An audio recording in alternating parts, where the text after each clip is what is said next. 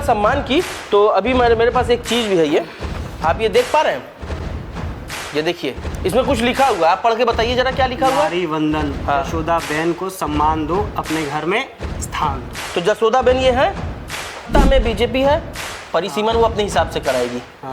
परिसीमन वो अपने हिसाब से कराएगी कि विपक्ष के वोटरों को ज़्यादा ज़्यादा बांटा जाए, या SIR के माध्यम से ज़्यादा ज़्यादा वोट काटा जाए। ये सारी चीज़ें तो आप जान रहे हैं, पहले से आप तो खुद पत्रकार हैं। तो मध्य प्रदेश वाले धाकड़ को जान रहे हो ना, अशोक खरतवा को जान रहे हो कि नहीं, महाराष्ट्र वाले, इन सबको जान रहे, सब पकड़ मार है भारतीय जनता पार्टी के, पता है कि नहीं, छिछोर है ये सब। ये 12 साल वो गोंडा वाले जिलाध्यक्ष को जान रहे हो, जो यही भारत की जनता का, जो लोग देख रहे हैं, इन्हीं के पैसे से सांसदों को भत्ता जाता है, खर्चा जाता है, गाड़ी का वाहन जाता है, वाहन का खर्चा जाता है, पेट्रोल का जाता है। तो अभी ये बताओ 300 सांसद अभी लोकसभा के अंदर बढ़ जाएंगे तो इसका खर्चा किसके जेब पे जाएगा? आम आदमी की। एक सर्वदलीय बैठक होनी चाहिए थी, जो कि प्रधानमंत्री जी लोग का और भारतीय जनता पार्टी का ये हमेशा चाल चरित्र रहा है। चूंकि अन्य राज्यों में चुनाव है, वहां खेल खेलना, अपने आप को महिला हितैषी बताना, इसलिए झूठा प्रोपेगेंडा फैलाया गया। ये महिला आरक्षण बिल नहीं था, ये परिसीमन का बिल था। पहले ये झूठा प्रोपेगेंडा जो नरेंद्र मोदी के द्वारा फैलाया जा रहा है, ये बात आप पहले जानिए। नरेंद्र मोदी को सिर्फ और सिर्फ चुनाव से मतलब है। ये बताइए कल 8:30 बजे आ करके इतना प्रोपेगेंडा तैयार किया गया, इतनी कहानी बताई गई, क्यों बताई गई पता है? इतनी बड़ी बड़ी बात क्यों की गई? सिर्फ विपक्ष को बुरा बताने के लिए।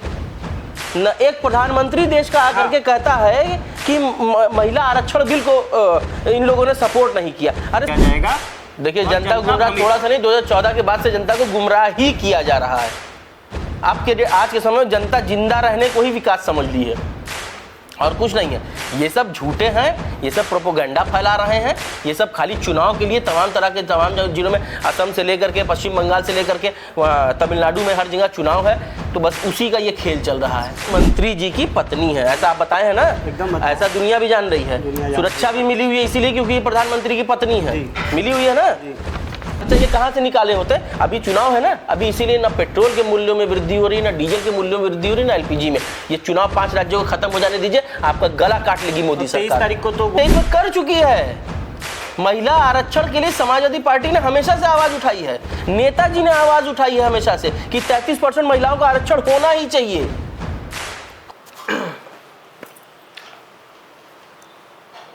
दोस्तों, देश में बहुत सारी चीज़ें हो रही हैं।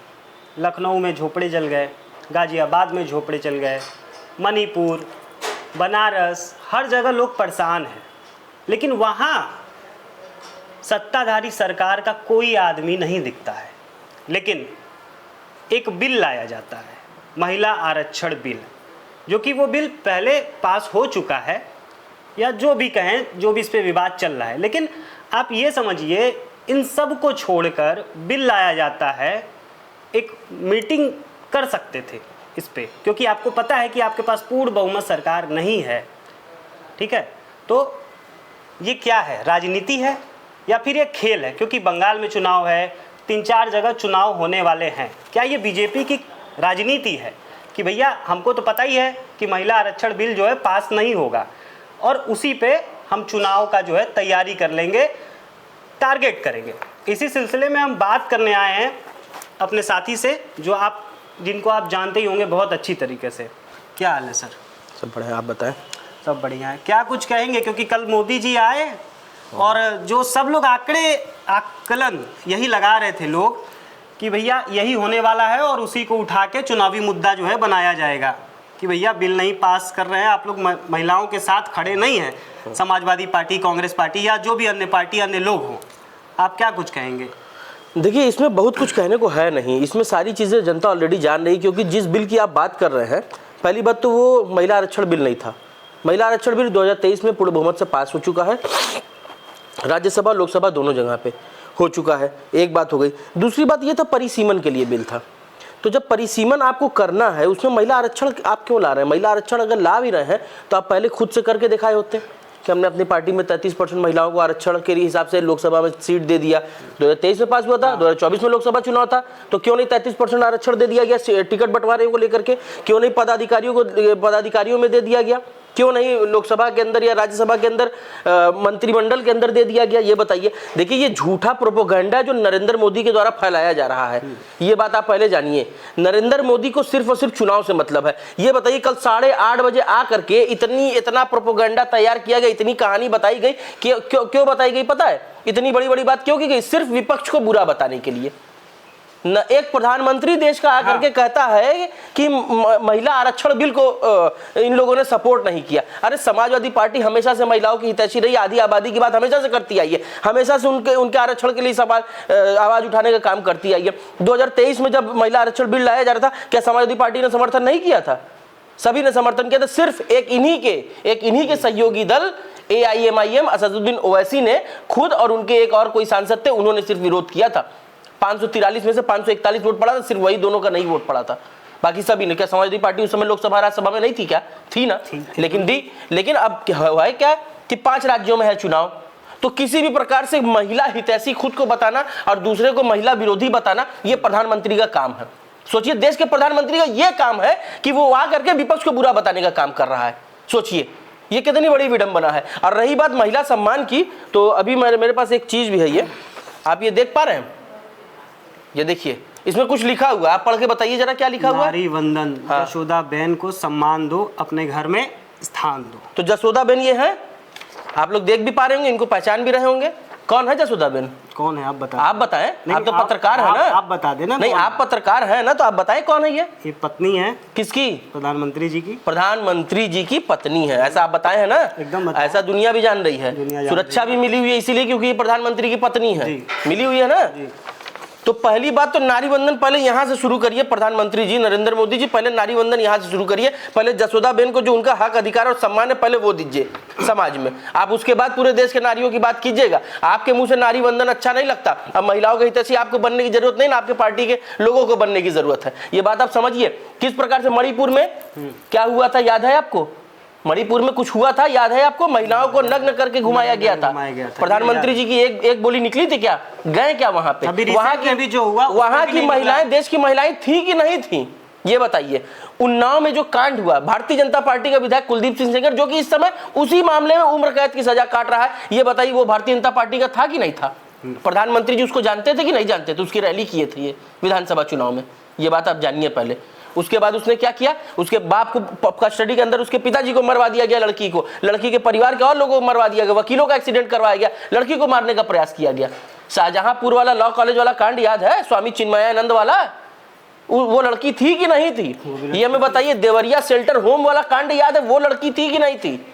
नहीं आप हमको थी कि नहीं थी? एक बात आप हमको बताइए, क्या ये रणनीति थी? ये रणनीति थी क्योंकि आपको पता है कि भैया आप पास नहीं होगा, और अगर पास करवाना भी था तो एक मीटिंग कर ली होते पहले एक सर्वदलीय बैठक होनी चाहिए थी, जो कि प्रधानमंत्री जी लोग का और भारतीय जनता पार्टी का ये हमेशा चाल चरित्र रहा है। चूंकि अन्य राज्यों में चुनाव है, वहां खेल खेलना, अपने आप को महिला हितैषी बताना, इसलिए झूठा प्रोपेगेंडा फैलाया गया। ये महिला आरक्षण बिल नहीं था, ये परिसीमन का बिल था।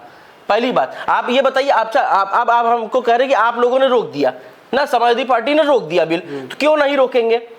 पहली बात अब ये बताइए, यही भारत की जनता का जो लोग देख रहे हैं, इन्हीं के पैसे से सांसदों को भत्ता जाता है, खर्चा जाता है, गाड़ी का वाहन जाता है, वाहन का खर्चा जाता है, पेट्रोल का जाता है। तो अभी ये बताओ 300 सांसद अभी लोकसभा के अंदर बढ़ जाएंगे तो इसका खर्चा किसके जेब पे जाएगा? आम आदमी के ऊपर। आम आदमी के ऊपर जाएगा ना।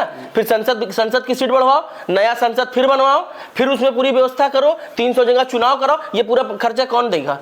हम ही आप देंगे ना, आम आदमी ही देगा। और अभी एक चीज और सुन लीजिए, ये खर्चा ये कहां से निकाले होते? अभी चुनाव है ना, अभी इसीलिए ना पेट्रोल के मूल्यों में वृद्धि हो रही है, ना डीजल के मूल्यों में वृद्धि हो रही है, ना एलपीजी में। ये चुनाव 5 राज्यों को खत्म हो जाने दीजिए, आपका गला काट लेगी मोदी सरकार। 23 तारीख को तो वोटिंग होनी है, नरेंद्र मोदी गला काट लेंगे आपका। आपके जेब में अगर 100-200 होगा ना तो वो भी निकाल लेंगे। वो नरेंद्र मोदी हैं। आप क्या समझ रहे हैं? इनको सिर्फ चुनाव से मतलब है, इनको सिर्फ राजनीति से मतलब है। और ये इनसे बड़ा महिला विरोधी कौन है? वो धाकड़वा को जानते हो कि नहीं? मध्य प्रदेश वाले धाकड़ को जान रहे हो ना? अशोक खरतवा को जान रहे हो कि नहीं? महाराष्ट्र वाले, इन सबको को जान रहे, सब पकड़ मार है भारतीय जनता पार्टी के, पता है कि नहीं?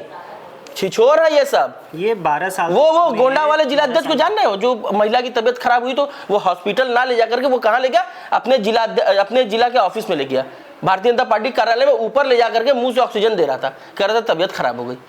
अब सोचो ऐसे लोग महिला हितैषी बनेंगे, ऐसे लोग महिलाओं की बात करेंगे। लेकिन नरेंद्र मोदी को शर्म नहीं आ रही है? प्रधानमंत्री है, उसको आके नेशनल टीवी पे ये मुद्दे पे बात करना और किसी मुद्दे पे बात नहीं ना करना, ये कितनी बड़ी विडंबना है हमारे। विडंबना कुछ नहीं है। ये देश के लोगों को समझना चाहिए कि एक प्रधानमंत्री आकर के सिर्फ चुनाव के लिए विपक्ष को बुरा बताने के लिए आके टीवी पे रोना रो रहा है।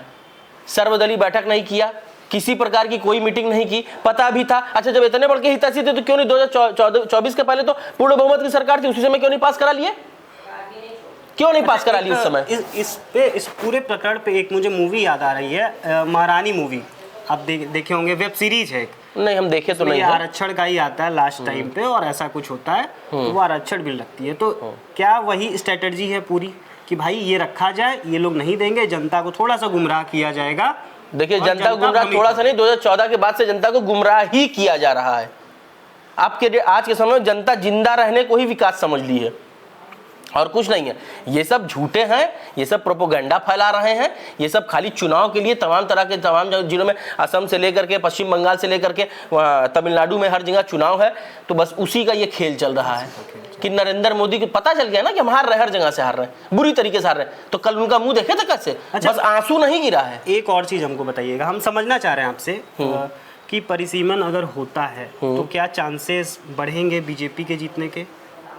आप ये बताइए, उत्तर प्रदेश, बिहार सत्ता में बीजेपी है, परिसीमन वो अपने हिसाब से कराएगी। हाँ, परिसीमन वो अपने हिसाब से कराएगी कि विपक्ष के वोटरों को ज्यादा ज्यादा बांटा जाए, या SIR के माध्यम से ज्यादा ज्यादा वोट काटा जाए। ये सारी चीजें तो आप जान रहे हैं पहले से, आप तो खुद पत्रकार हैं। तो वोट कटे। अरे तो अभी तो बहुत सारे वोट कटे, आप तो देख ही रहे पश्चिम बंगाल में किसके वोट कटे होंगे, एक बार लिस्ट निकाल लीजिएगा। ये भारतीय जनता पार्टी है, ये चोरी और उचक्कई से कभी बाज नहीं आएगी, याद रखिएगा। चाहे वोट चोरी करना, चाहे सरकार चोरी करना, चाहे चुनी हुई सरकार पे अतिक्रमण करना हो। एक आखिरी सवाल, अगर परिसीमन को हटा दिया जाए नारी शक्ति से, तो क्या समाजवादी पार्टी, कांग्रेस पार्टी समर्थन कर देगी? अरे 2023 में कर चुकी है। महिला आरक्षण के लिए समाजवादी पार्टी ने हमेशा से आवाज उठाई है, नेताजी ने आवाज उठाई है हमेशा से कि 33% महिलाओं का आरक्षण होना ही चाहिए, होना ही चाहिए। आज बताइए, लोकसभा में जो भी सांसद है, इसमें सबसे ज्यादा सांसद किसकी हैं? महिलाओं में सबसे ज्यादा सांसद हमारी हैं। हमारी जितनी संख्या है उस संख्या के हिसाब से हमारी है। हमने रेशियो आप लोग का ज्यादा है, हमने पहुंचाया उनको लोकसभा में। तो आप कैसे कह दिए कि महिला विरोधी है समाजवादी पार्टी? अच्छा, महिला से याद आया, एक और आपके समाजवादी परिवार का ही हिस्सा हैं और कल आपके पार्टी का झंडा भी जलाया गया, उस पर क्या राय है आपकी? देखिए, उस पर कोई बहुत विशेष नहीं, टुच्ची राजनीति, ओछी राजनीति है। वो अपने आप को हाईलाइट करने के लिए, अपने हाईलाइट नहीं करने के लिए, जो एक तो छोटा सा उनको पद मिला हुआ है ना, जिनकी बात हम करें, उनका नाम लेना भी जरूरी नहीं समझते। उनको जो छोटा सा पद मिला हुआ है ना महिला आयोग में उपाध्यक्ष का, बस उसी को बचाए रखने के लिए और अपनी वाहवाही के लिए समाजवादी पार्टी का झंडा जलाने का काम किया गया। अरे वो क्या बात करेंगे यार, उनको वो कह रही हमारी अंतरात्मा से आवाज आ रही थी, उनकी अंतरात्मा से आवाज सिर्फ इसी बात पे आई। किसी पार्टी का झंडा जलाना ये कहाँ? देखिए, ये सही और गलत की तो बात ही नहीं करना है यहाँ पे। देखिए, भारतीय जनता पार्टी में कोई दो काम बताइए जो सही हो रहा हो। आप पत्रकार है ना, पत्रकारिता काफी समझकर बड़े न्यूज चैनल से आप आए हैं छोड़ के, आप बड़े न्यूज चैनल से छोड़ के आए हैं, आप हमें दो काम बता दीजिए जो भारतीय जनता पार्टी का अच्छा हो रहा है सरकार में। कर सकते ना, क्यों? अरे आप कैसे पत्रकार हैं? आपको तो जनता, अरे आपको तो सत्ता या किसी प्रकार की ताकत विपक्ष में खड़े होकर के जनता के लिए आवाज उठाना पड़ेगा। अंदर चले जाएंगे तो ये तो होना ही है, ये तो होना, ये तो आपके साथ भी होना है, हमारे साथ भी होना है। इसमें कौन सी बड़ी बात है? तो आप यानी डर गए? आप बताइए, डर गए? डरे हुए पत्रकार है ये बताइए ना। नहीं, सब कहा, हम कहाँ डरे हुए? हम तो बोल रहे खुल के ना, हम तो खुल के बोल रहे। हाँ, हर पत्रकार, ये बात आपने सही कि हर पत्रकार। तो आप अपनी बात कीजिए, सबकी बात मत कीजिए। रिपोर्ट उठा के देख लीजिए, कितने लोग अंदर गए और कितने लोग प्रताड़ित हुए। आपने आवाज कितनी उठाई? आवाज उठी लेकिन दबा दी गई। कैसे दबा दी गई? मीडिया की आवाज दबा दी गई? कौन दबा? मीडिया की आवाज मीडिया ही दबाएगी। देखिए, बहुत सारी चीजें ये हैं कि बड़े जो न्यूज़ चैनल है, मेरे जानने में, मैं जहाँ से आया हूँ, बड़े जो न्यूज़ चैनल है वो पूरी तरीके से समर्थन कर रहे हैं। किसका, वो आप खुद समझ सकते हैं। हाँ, वो हम जानते हैं किसका कर रहे हैं, किसकी चाटुकारिता कर रहे हैं, या किसका चरण चुम्बन कर रहे हैं, या किसका तलवार चाट रहे हैं। बोलो ना, सीधी सी बात यार, खुल के क्यों इतना डर के रहे हो भाई? अब तो तुम्हारा अपना चैनल है ना, तुम्हें कौन डरा देगा? आवाज उठाओ खुल के, तुम्हारे साथ हम लोग हैं ना, समाजवादी लोग हैं। तुम किसी विचारधारा के रहो, किसी को वोट दो, लेकिन अगर तुम्हारे ऊपर कोई तरह की आंच आएगी तो हम समाजवादी लोग तुम्हारे साथ खड़े रहेंगे, कंधे से कंधा मिला के, तुम्हारे पीछे नहीं, तुम्हारे आगे खड़े रहेंगे। इसके लिए निश्चिंत रहना, तुम आवाज उठाओ। बहुत बहुत धन्यवाद। तो ये हमारे साथ जिशान जी थे जिनसे हमने बातचीत की। आप अपनी राय हमें कमेंट में दे सकते हैं और आपको कुछ ना अच्छा लगा हो तो आप नीचे अपनी उचित राय भी दे सकते हैं बढ़िया बढ़िया शब्दों में। धन्यवाद। कितने मिनट का हो गया बाबा? बहुत ज़्यादा डालेंगे। हाँ बंद कर दो।